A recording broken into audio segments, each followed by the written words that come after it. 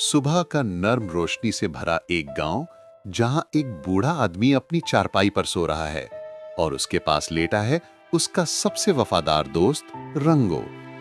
दुनिया के लिए वो एक कुत्ता है, लेकिन इस घर के लिए वो सब कुछ है। रंगो उठकर किचन में जाता है, मगर वहां सिर्फ खाली बर्तन और मिट्टी की महक होती है। ना रोटी, ना दाल। और रंगो को पहली बार महसूस होता है घर की तंगी। वो मुड़कर अपने बूढ़े मालिक को देखता है, जिसके चेहरे पर बेबसी लिखी होती है। रंगों की आंखों में एक दर्द उभरता है और फिर एक फैसला, मैं कुछ करूंगा, मैं अपने मालिक का घर चलाऊंगा। रेंगो दरवाजे से बाहर निकलता है।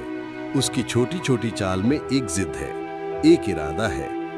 आज वो गांव का पहला कुत्ता बनने जा रहा है जो काम करेगा। सबसे पहले रंगो दुकानदार के पास जाता है। चुपचाप दुकानदार का सामान अपने मुंह से उठाकर रखता है। लोग हैरान होकर उसे देखते हैं, जैसे पहली बार वफादारी को ताम करते देखा हो। दुकानदार हंसकर कुछ सिक्के रंगो के पाउच में डाल देता है। रंगो की दुम हिलाकर जो शुक्रिया अदा करती है, वो किसी भी इंसान से कम नहीं। फिर रंगो पोस्टमैन के साथ चलता है। गांव की गलियों में धूल भरी राहों पर वो लोगों के घर तक खत पहुंचाता है। हर छोटी खिदमत उसे अपने मिशन के करीब ला रही होती है। जब लोग रंगों से खत लेते हैं तो उनके चेहरे पर एक मुस्कुराहट आ जाती है। बच्चे उसे प्यार से थपथपाते हैं। कारपेंटर का हाथ भनता है तो रंगो उसे टूल्स पकड़ा देता है। हाथों का सहारा ना सही, लेकिन दिल का सहारा पूरा देता है। कारपेंटर हंसकर कहता है, ये किसी से कम कामगर नहीं। दिन भर रंगो जहां जरूरत होती है वहीं मिलता है। कभी पत्ते साफ करता, कभी रास्ता बनाता। एक छोटा जिस्म, लेकिन एक बड़ा सा दिल।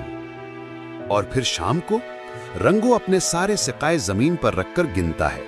बेवकूफ नहीं, बस समझदार। उसे पता है इन सिक्कों से आज रात का खाना बन सकता है। पाउच गर्दन में तेल हिलाते हुए रेंगो घर की तरफ भागता है।